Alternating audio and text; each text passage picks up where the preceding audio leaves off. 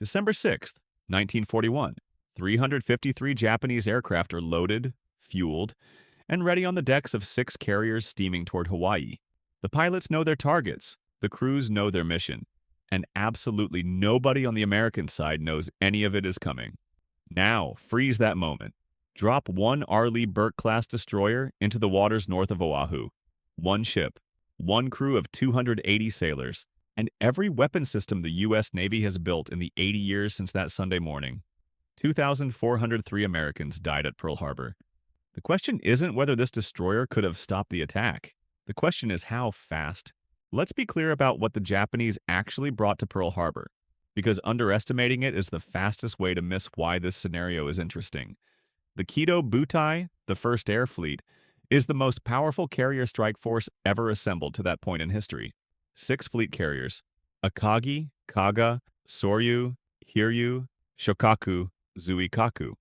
353 aircraft in 2 waves, escorted by 2 battleships, 3 cruisers, 9 destroyers, and 8 tankers. The strike commander, Mitsuo Fuchida, is one of the finest naval aviators alive. His pilots have trained for this specific mission for months. This isn't a raid. It's a precision operation executed by professionals at the peak of their capability.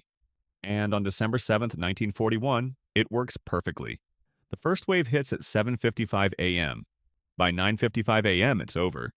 8 battleships damaged or sunk. 188 aircraft destroyed. 2,403 dead. The Pacific Fleet crippled in 2 hours. That's what one Arleigh Burke is up against. Here's the thing, though. The Kido Butai has one catastrophic weakness that nobody in 1941 has the technology to exploit. Our destroyer does. The USS Arleigh Burke, or any of her 70-plus sister ships, is not a big vessel by naval standards. 509 feet long, 9,200 tons, crew of 280. Next to the Yamato or even the older American battleships sitting in Pearl Harbor, she looks almost modest. Don't let that fool you. The heart of the ship is the Aegis Combat System, the most advanced naval warfare computer ever built.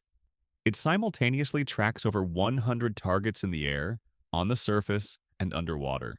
It doesn't get tired, it doesn't panic. It processes threat data and fires solutions faster than any human being can think. The whole ship is essentially a weapons platform wrapped around this brain. For air defense, 90 VLS cells loaded with a mix of standard missiles. The SM-2 can intercept aircraft at ranges up to 90 miles and altitudes up to 80,000 feet. The SM-6 can kill targets beyond the horizon using data from other sensors. The CIWS, a 20mm Gatling gun that fires 4,500 rounds per minute, is the last line of defense for anything that gets through. It's killed targets autonomously in testing. The crew doesn't even have to pull a trigger. For surface and anti-ship, Harpoon missiles with a range of 80 miles, plus the 5-inch deck gun that fires 20 rounds per minute with GPS-guided shells accurate to within meters. For submarines, 2 helicopters, torpedoes, and sonar systems that can track submarines. The 1941 Japanese Navy doesn't even know exist yet. The Kido Butai's biggest vulnerability in 1941 is that nobody can find it before it launches. It maintains radio silence. It sails through empty ocean. American radar at the time is primitive and poorly staffed. Famously, 2 operators did detect the incoming strike on radar, and were told it was probably American B-17. The Arleigh Burke finds the Kido Butai at 300 miles, in the dark, before a single aircraft engine starts. The Aegis radar picks up the carrier group at 310 miles north-northwest of Oahu.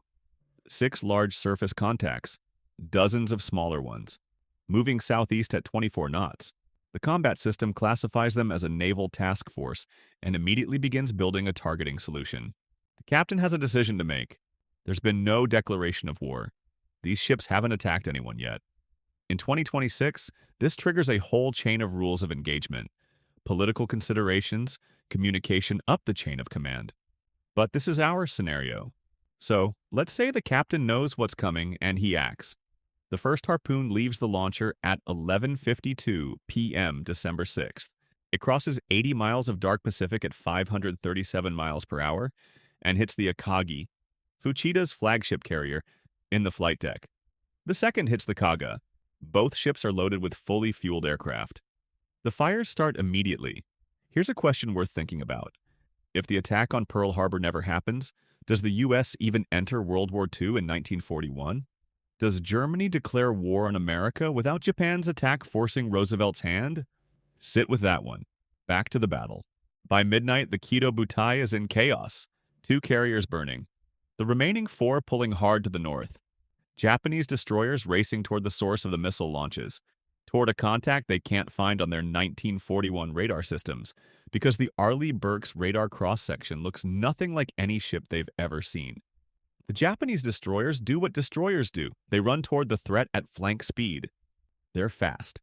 The Fubuki-class can hit 38 knots. Their crews are well-trained and completely fearless. They close to 15 miles before the Arleigh Burke's 5-inch gun opens up with GPS-guided rounds.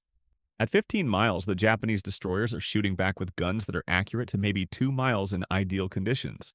This is not a gun duel, it's target practice.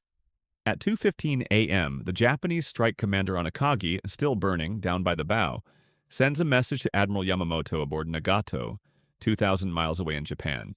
Contact with unknown vessel, 2 carriers destroyed, attack cancelled, requesting orders.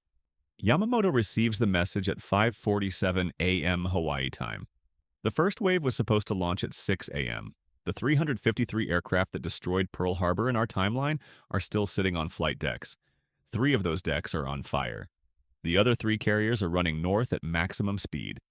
Dawn breaks over Pearl Harbor on December 7th, 1941. The battleships are still there. The sailors are eating breakfast. Nothing happens.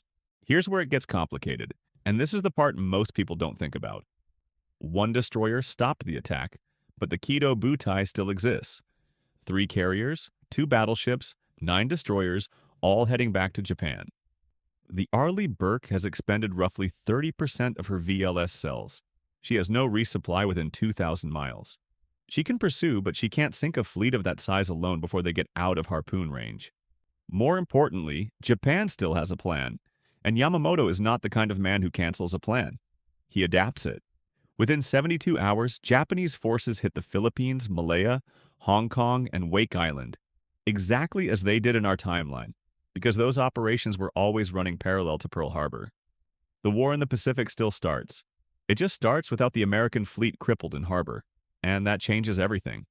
The carriers that survived in our timeline, Enterprise, Lexington, Hornet, were away from Pearl Harbor on December 7th by accident. In this timeline, the entire Pacific fleet is intact, undamaged, and furious. The war probably ends 2 years earlier, possibly 3. 2 years. Think about what that means in lives, not just American lives, all of it.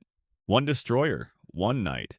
And the most consequential naval attack in American history just doesn't happen. But here's the thing that stays with you. The Arleigh Burke doesn't win because her crew is braver than the sailors at Pearl Harbor. Those men fought back with whatever they had. They were manning anti-aircraft guns while the bombs were already falling. The courage was the same. The technology isn't even the whole story. The Aegis system finds the Kido Butai at 310 miles because it's looking in the right place with the right tools. The tragedy of Pearl Harbor isn't that Americans couldn't fight.